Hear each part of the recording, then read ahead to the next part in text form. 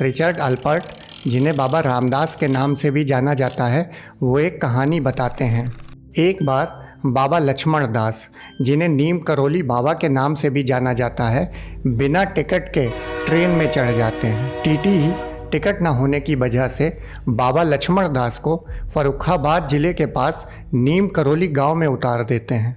इसके बाद एक बहुत ही आश्चर्यजनक घटना घटती है। ट्रेन को जब दोबारा आगे बढ़ाने की कोशिश की जाती है तो ट्रेन आगे ही नहीं बढ़ती। ट्रेन शुरू करने के कई विफल प्रयासों के बाद एक व्यक्ति टीटीई को ये सुझाव देता है कि वो बाबा को ट्रेन में वापस आने दे। टीटीई बाबा लक्ष्मण दास से ट्रेन में वापस चढ़ने का अनुरोध करते हैं, लेकिन अब बाबा ट्रेन में वापस चढ़ने के लिए 2 शर्तों पर ही तैयार होते हैं। पहली कि रेलवे को नीम करोली गांव में एक स्टेशन बनवाना होगा, क्योंकि उस समय नीम करोली गांव के ग्रामीणों को कई मील पैदल चलकर नज़दीकी स्टेशन तक जाना पड़ता था। और दूसरी शर्त वे रखते हैं कि अब से टीटीई को साधुओं के साथ बेहतर व्यवहार रखना होगा। रेलवे अधिकारी बाबा की दोनों शर्तों पर सहमत हो जाते हैं। तब बाबा दोबारा ट्रेन में चढ़ते हैं और मजाक करते हुए कहते हैं कि क्या ट्रेनें शुरू करवाना मेरे ऊपर है। लेकिन फिर भी ड्राइवर तब तक ट्रेन को आगे नहीं बढ़ाते जब तक बाबा उन्हें आशीर्वाद नहीं दे देते। बाबा लक्ष्मण दास के आशीर्वाद देते ही ट्रेन आगे बढ़ जाती है।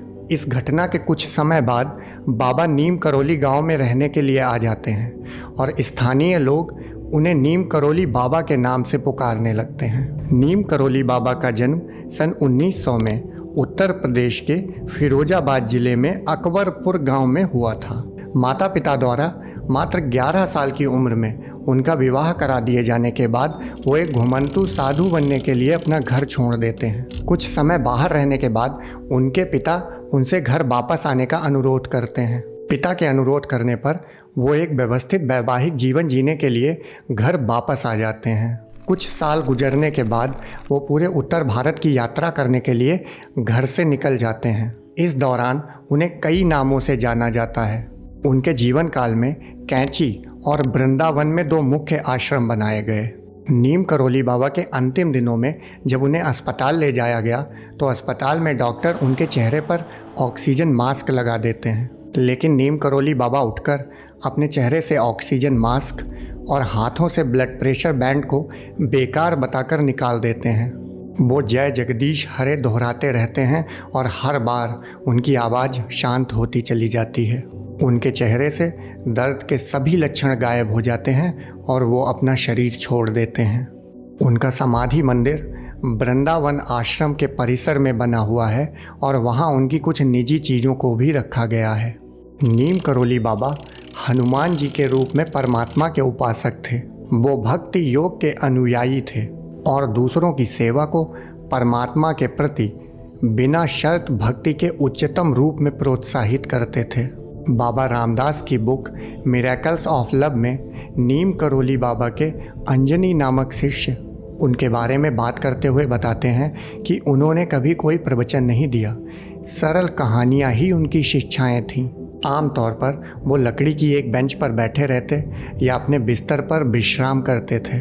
जब उनके शिष्य उनसे मिलने आते थे तो बाबा उनसे भोजन के लिए पूछते, कुछ बातें करते थे और सिर या पीठ थपथपाकर विदा कर देते थे। बाबा किसी दूसरी दुनिया में ही लीन रहते और उनके शिष्य उनकी मौजूदगी में शांति महसूस करते थे। नीम करोली बाबा कहा करते थे कि जब तक शरीर के अंदर आसक्ति और अहंकार मौजूद है तब तक एक विद्वान और एक मूर्ख एक समान है।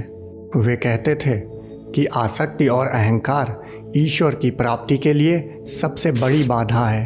एप्पल कंपनी के सीईओ स्टीव जॉब्स उनसे मिलने भारत आते हैं, लेकिन यहाँ आने पर उन्हें पता चलता है कि नीम करोली बाबा 3 माह पूर्व ही अपना शरीर छोड़ चुके हैं। स्टीव जॉब्स से प्रभावित होकर मार्क जुकरबर्ग, लैरी पेज और ईवे के को-फाउंडर जेफरी स्कॉल भी नीम करोली बाबा के आश्रम की यात्रा करते हैं।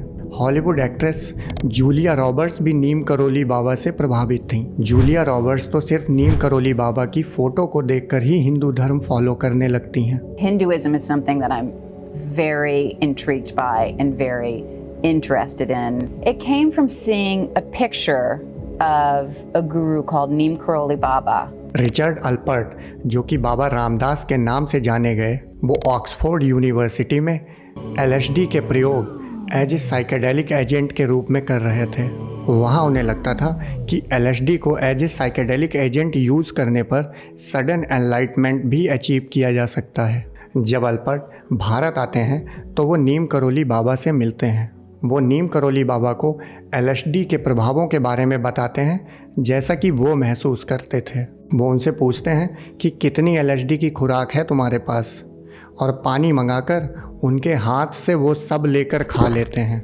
अल्पर्ट तो एकदम हैरान रह जाते हैं जब वो देखते हैं कि नीम करोली बाबा पर उसका जरा भी प्रभाव नहीं पड़ा। वो बिल्कुल सामान्य तरीके से बात करते रहते हैं, जबकि किसी भी सामान्य इंसान के लिए इतनी डोज जानलेवा साबित होती। बाबा उनसे मजाक में कहते हैं कि ये तो बेकार है। रिचर्ड अल्पर्ट बाबा से प्रभावित होकर उनके शिष्य बन जाते हैं और बाबा उन्हें रामदास का नाम देते हैं। WHO के साइंटिस्ट लैरी ब्रिलियंट भी नीम करोली बाबा के शिष्य रहे हैं। लैरी ब्रिलियंट बताते हैं कि नीम करोली बाबा ने स्मॉल पॉक्स के ख़त्म होने की भविष्यवाणी पहले से ही कर दी थी, और वो लैरी ब्रिलियंट, जो कि उस समय उनके आश्रम में थे, उनसे कहते हैं कि अपना 3 पीस सूट पहनो और अमेरिका जाकर WHO के लिए काम करो।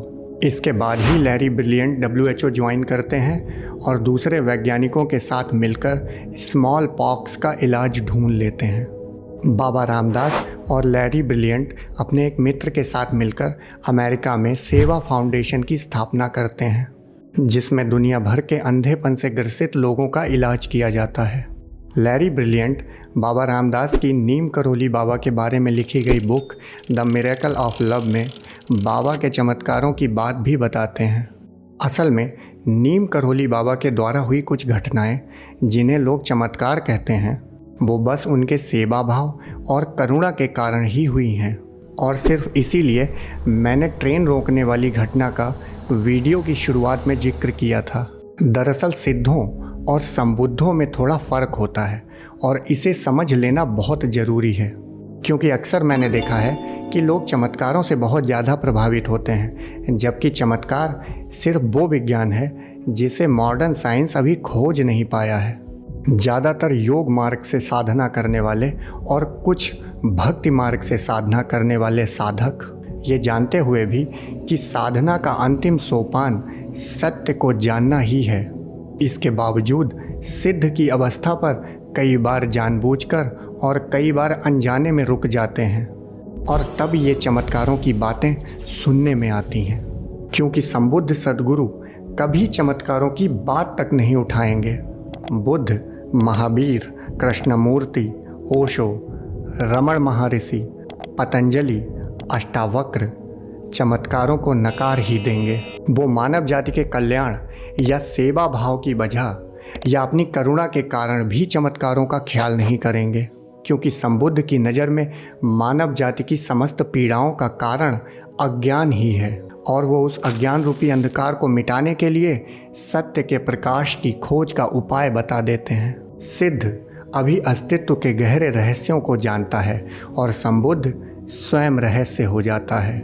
और ऐसा नहीं है कि ये सिद्ध और संबुद्ध का भेद सिद्धों को ज्ञात नहीं होता है, पर उस अवस्था के अप्रतिम आनंद और अपने सेवा भाव के कारण वो वहाँ रुक जाते हैं।